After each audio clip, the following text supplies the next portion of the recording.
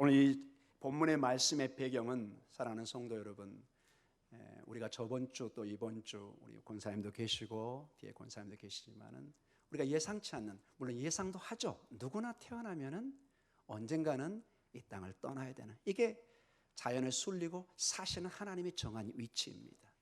그러나 그 가족들은 슬픔에, 아픔에 눈물이 있습니다. 우리는 특별히 이 믿음의 공동체 속에 이런 장례를 치르면서 정말 때로는 유가족과 함께 눈물도 흘리고 함께 위로도 하고 많은 아픔을 함께 나누는, 그런가 동시에 부활의 소망으로 함께 격려하고 기도하는 우리의 공동체의 모습을 봅니다. 오늘 이 본문의 말씀의 배경도 이제 예수님께서 곧 떠나실 것을 알고 계십니다.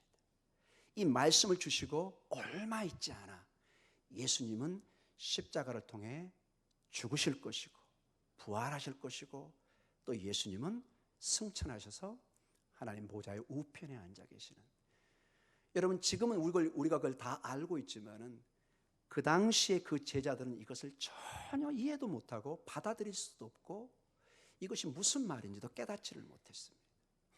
주님이 이러한 중요한 일을 앞두고 오늘 이 본문의 말씀을 제자들에게 주고 있습니다.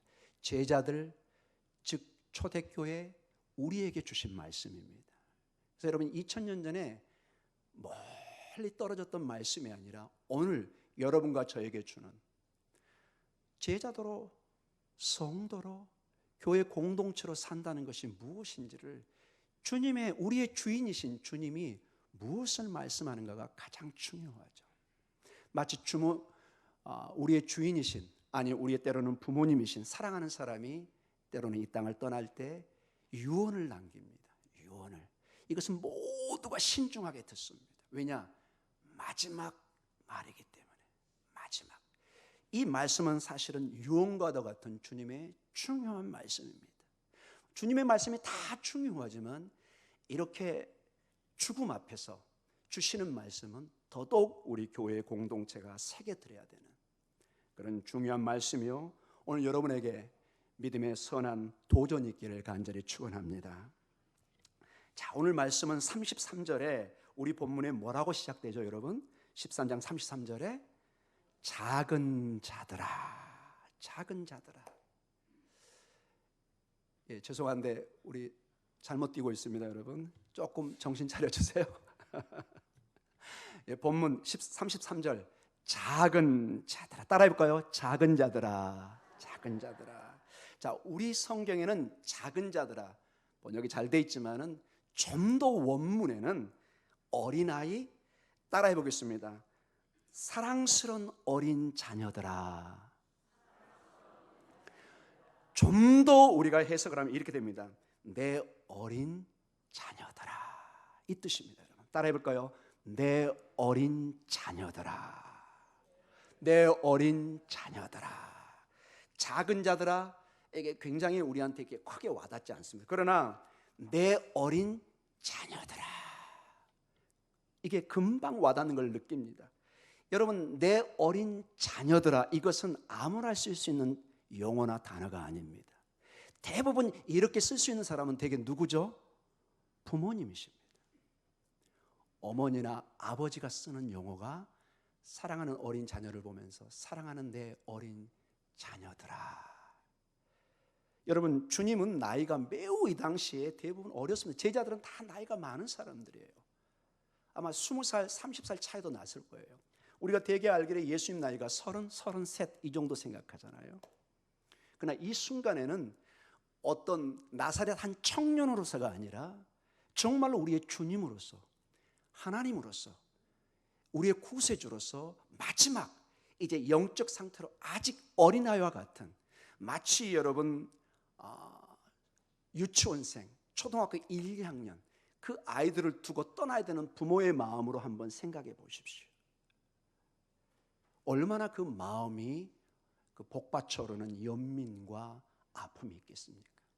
여러분이 만약에 어떤 특별한 사정 때문에 정말로 그 아직 앞가림이 안 되는 5살, 6살 아이들을 놓고 어디를 길게 떠나야 된다고 생각해 보십시오.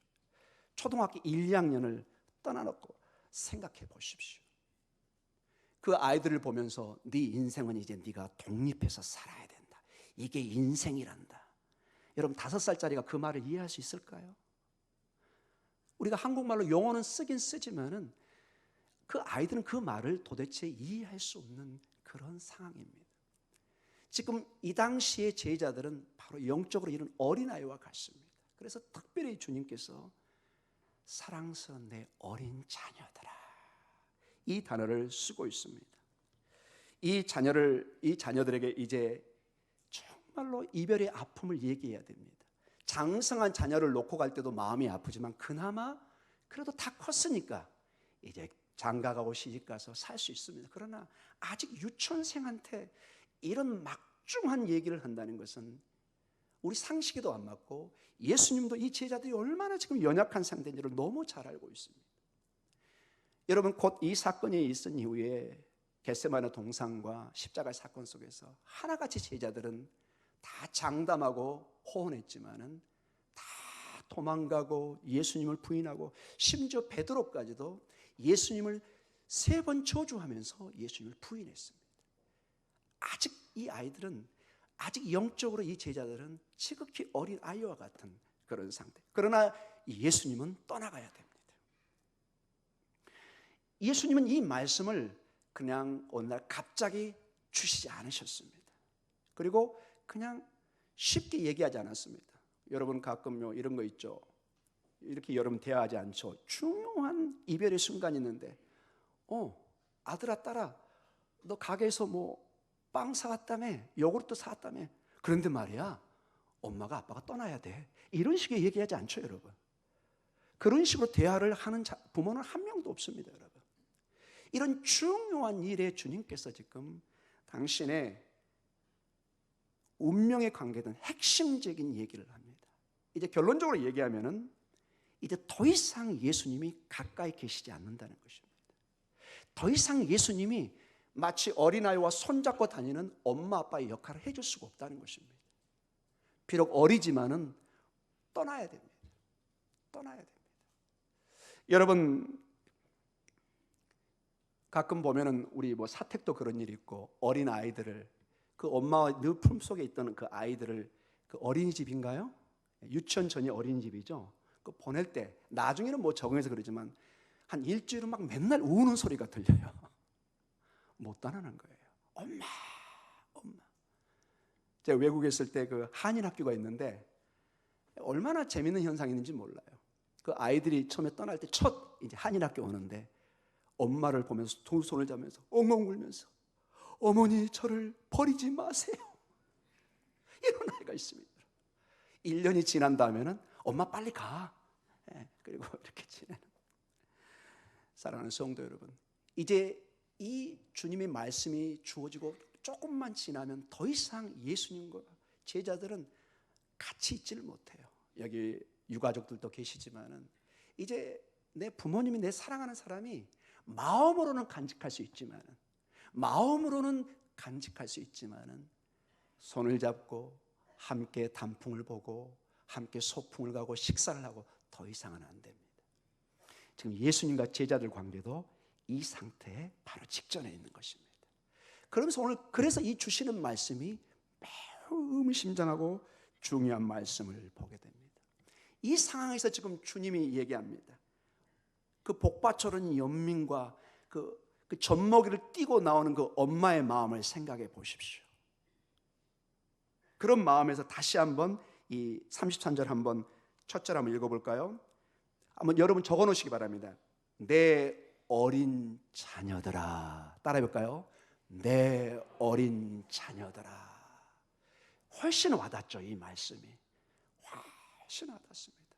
부모의 마음이라면 이 단어가 어떤 상황에서 쓰여지고 이 말씀이 얼마나 깊은 사랑을 담고 있는지를 우리는 절절히 느낍니다.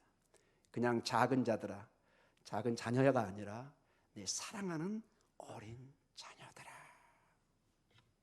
그런데 이 말씀을 주시면서 예수님은 굉장히 더 어려운 말씀을 하십니다.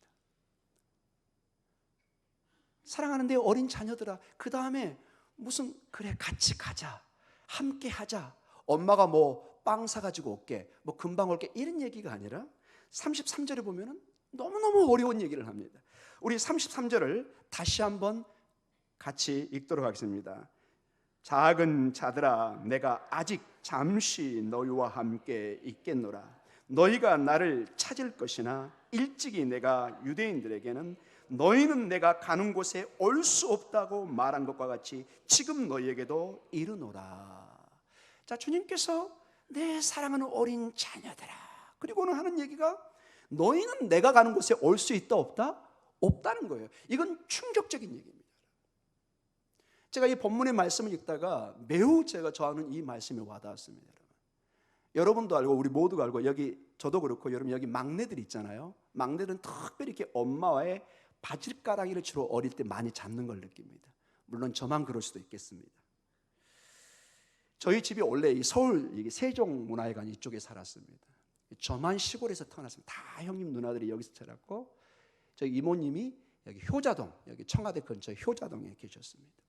그래서 가끔 어머님이 시골에서 이렇게 서울을 올라올 때가 있었습니다. 가족들을 만나기 위해서 여러 가지 일 때문에. 근데 저를 떨어뜨리고 갈 때가 있었습니다. 저는 그때부터 뭐가 시작될까요? 지옥문이 열린 겁니다. 이해가 안 되는 거예요. 왜 엄마가 나를 안 데려가시나? 여러분의 침묵은 공감하시는 걸로 제가 이해하겠습니다. 저는 정말로 힘들었습니다. 그때부터 울기 시작하는 거예요. 그때부터 울기 시작하는 거예요. 누가 아무리 뭐 맛있는 거 사주고 뭐 제가 그렇게 좋아하는 붕어빵 갖다 줘도 소용이 없어요. 엄마가 있어야 되는 거예요. 엄마가. 근데 엄마는 저를 데려갈 수 없는 중요한 이유가 있었죠. 그때 아무리 설명해도 이제 4살, 5살짜리가 이게 이해를 못해요. 엄마는 중요한 어떤 비즈니스 일 때문에 가야 되는데 제가 그걸 쫄랑쫄랑 따라다닐 수가 없는 거죠. 그래서 집에 잠시 놔두는데 저는 너무너무 힘든 거죠. 여기 보면은 너희는 내가 가는 곳에 올 수 없다. 너무너무 어려운 얘기를 합니다. 아니, 이 동안 3년 동안 같이 손잡고 어려운 일도 기쁜 일도 함께 동고동락을 했는데 왜 갑자기 내가 가는 곳에 너는 올 수 없다. 이게 무슨 말인가? 이 말을 했을 때 여러 유대인들에게도 한번 했었는데 유대인들은 예수님이 자살하러 가는가 보다 이렇게 이해했습니다. 이 본문이 그게 나와 있습니다. 여러분 요한복음 8장 22절에 그런 본문의 내용이 나와 있습니다. 요한복음 8장 22절 같이 읽습니다. 유대인들이 이르되 그가 말하기를 내가 가는 곳에는 너희가 오지 못하리라 하니 그가 자결하려는가? 이 말을 도대체 이해할 수는 없죠. 예수님의 기쁜 뜻을 이해할 수가 없기 때문에 예수님 좀 이상한 위험한 생각으로 가는 거 아닌가 이렇게 생각했고, 제자들도 이 말을 도무지 이해할 수가 없었던 것입니다. 그러나 여러분 오늘 13장 33절에 너희는 내가 가는 곳에 올 수 없다는 말은 사실은 또 이런 뜻도 아닙니다. 나는 이제 천국으로 갈 것이다. 미안하다 제자들아, 너희들은 그곳에 같이 못 간다, 이렇게 말씀하시는 것도 아닙니다. 사실은 오늘 본문 전체의 말씀에서는 주님이 이렇게 말씀하시는 것입니다. 나는 십자가로 향해 갈 것이다.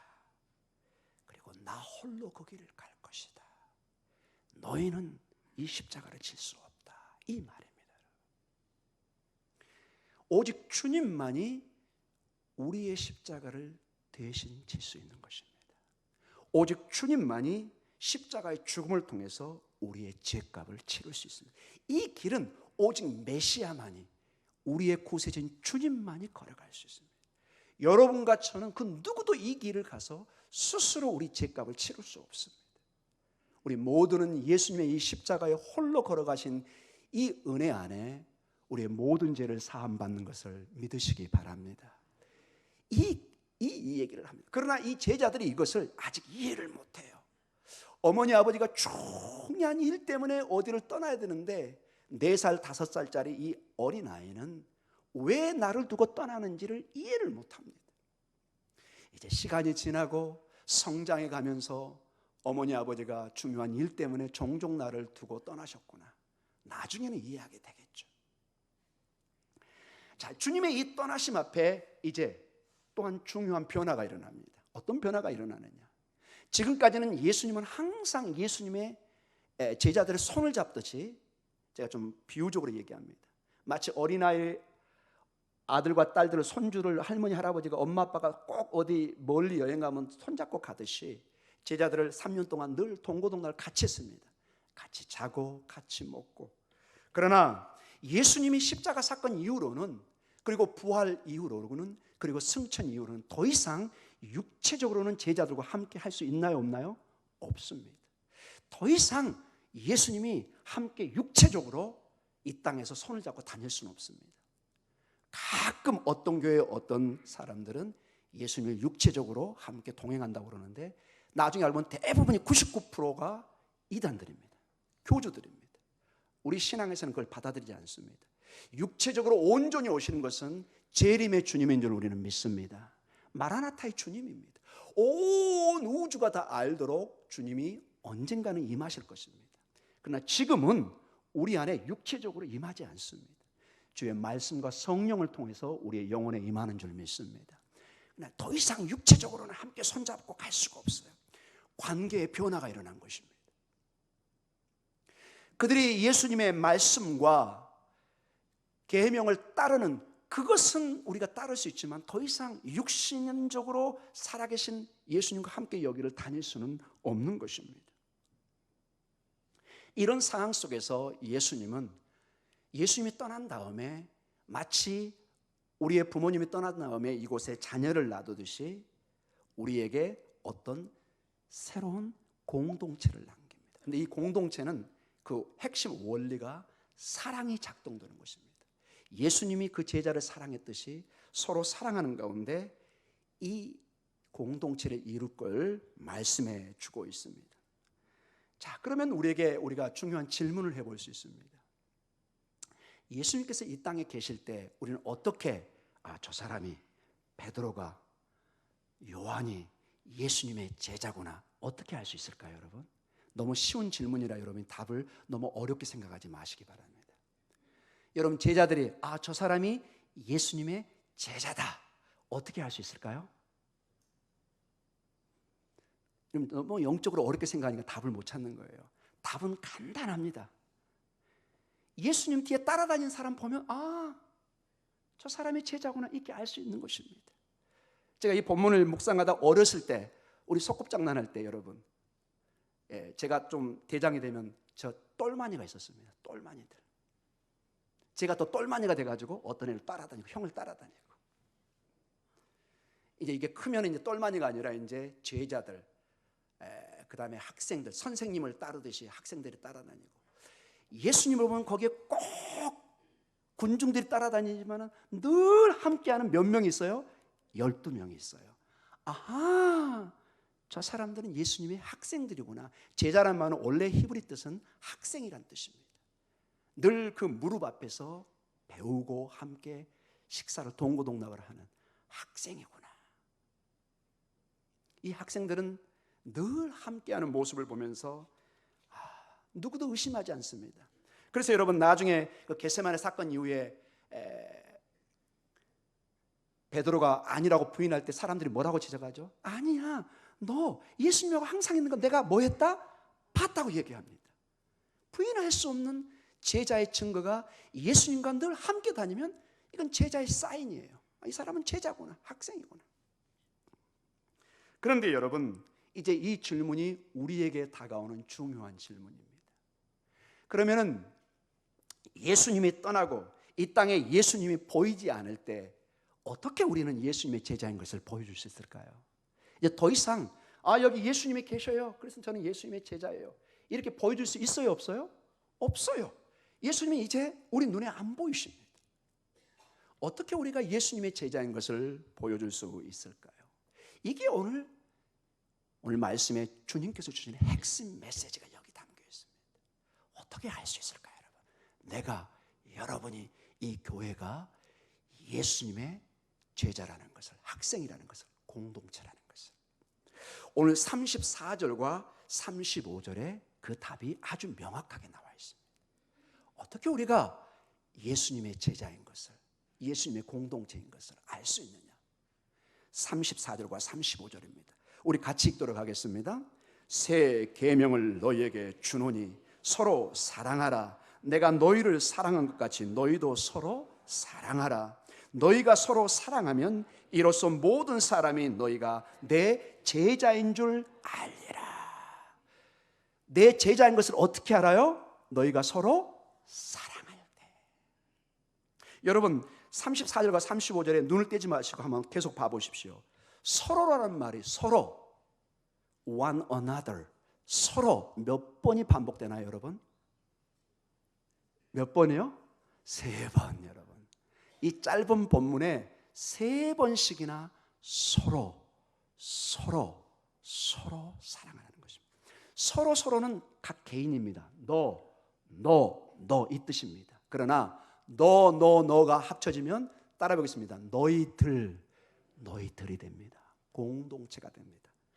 one another's, 서로들이 됩니다. 즉 서로들이 너가 모여서 공동체가 된 이 공동체가 예수님의 제자들이라는 것입니다.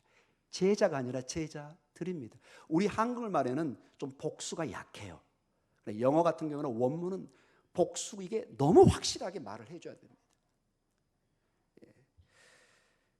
예수님께서 사랑의 원리로 서로 사랑하는 가운데 이 공동체를 세운 걸 봅니다. 그래서 예수님께서는 제자들을 홀로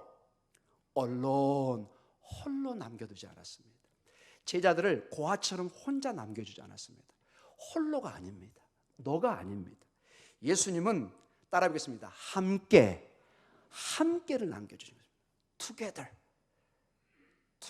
여러분 제가 이 본문 묵상하다 옛날 생각이 났습니다. 옛날 빙그레 해산가요? 아이스크림 together. 여기 아마 우리 권사님도 자녀들이 많아서 음식 먹을 때 같이 나눠 먹지 않으면은 뭐 불편한 게 있었을 것 같아요. 형이 사오면은 같이 나눠 먹어야 돼.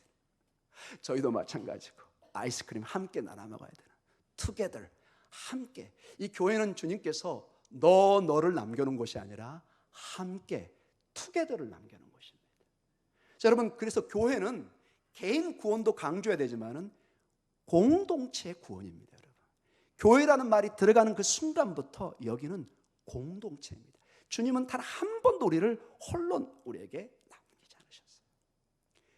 서로들 함께 너희들을 남겨놨습니다. 그래서 내 사랑하는 어린 뭐예요? 자녀들아. 우리는 그냥 자녀 그러면 다 포함되는 것처럼 되어 있지만은 원문은 정확합니다. 복수형으로 나와 있어요. 12제자 모두가 주님의 자녀입니다. 사랑하는 성도 여러분, 제자들이 예수님과 함께 관계를 맺고 친밀한 관계를 맺었던 것처럼 이제는 제자들이 서로 사랑과 관계를 맺고 살아야 됩니다. 그래서 주님이 나의 어린 자녀들아, 가장 친근한 가족 단위를 썼습니다. 세상 사람들은 안 보면 그만입니다. 솔직히 떠나면 그만입니다. 그러나 가족은 절대로 그렇게 할 수가 없습니다. 가족은 끝까지 가족입니다. 내 혈육, 내 피를 나눈 가족은 내가 아무리 부인해도 내 몸에 유전인자가 DNA가 이미 들어와 있어요. 안 되는 거예요. 이걸 천륜이라고 합니다. 뭐 부모를 버린다, 뭐 자녀를 버린다는데 이게 말처럼 안 되는 거예요. 왜냐? 이미 이 안에 천륜, 하나님의 그 생명의 원리가 작동하게 있기 때문에 그렇습니다. 저는 그래서 오늘 이 본문의 새 계명이란 말 속에서 새 공동체라는 단어를 썼습니다. 왜 여러분 이 교회가 새 공동체가 될까요? 여러분이 새 생명이 될까요? 여러분 예수님 말씀하실 때 이미 수백 년, 수천 년의 구약의 역사가 있습니다. 이스라엘이라는 엄청난 구약의 공동체가 있었습니다. 믿음의 공동체, 선민, 선택받은 민족이 있었습니다. 그런데 예수님께서 늘 새 계명, 새 공동체, 새로운 말씀을 주십니다. 왜냐?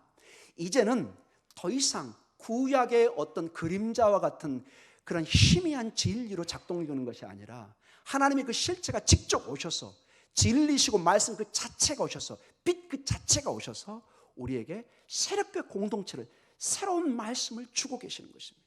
이 새 공동체는 모든 원리가 예수님이란 새로운 생명으로 생명을 공급받고 있기 때문에 새 공동체인 것입니다. 사랑하는 성도 여러분, 우리는 새 공동체인 것을 선언합니다.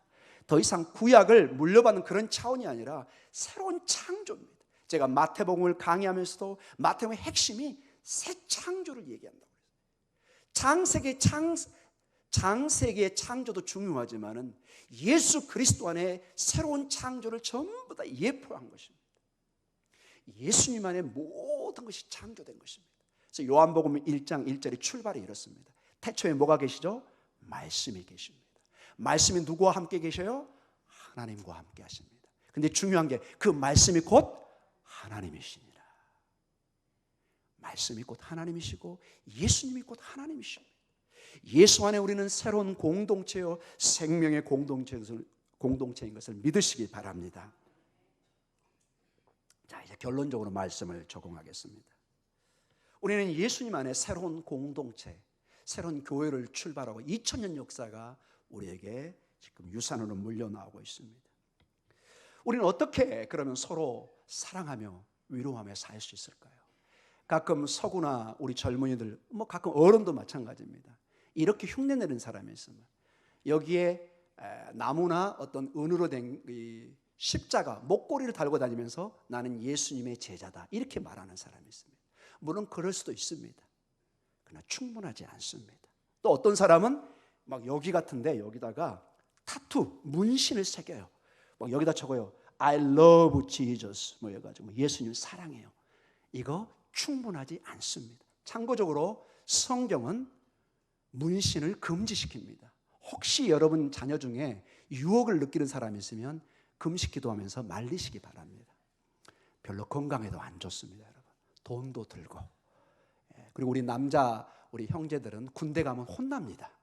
그러니까 문신을 안 하는 게 좋습니다. 하여튼 여하간 여기에 문신 새기고 사랑한다 이거 가지고는 안 됩니다, 여러분.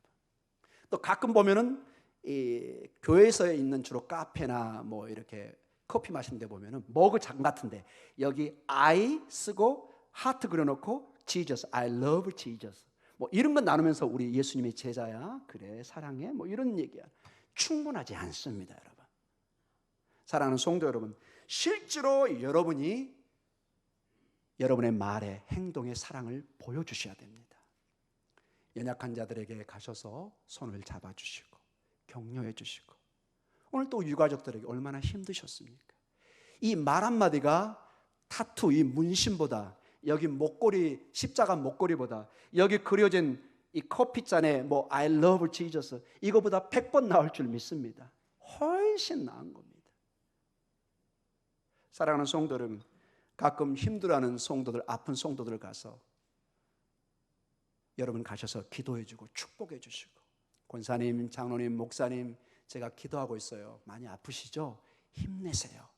큰 위로가 될 줄 믿습니다. 여기 특별히 우리 자녀들 많이 있습니다. 부모님들 야단치지 마시고 축복해 주시기 바랍니다. 아들, 사랑하는 딸, 힘내. 너무 어깨에 힘이 없다. 엄마가 새벽마다 기도하고 있다. 힘을 내라.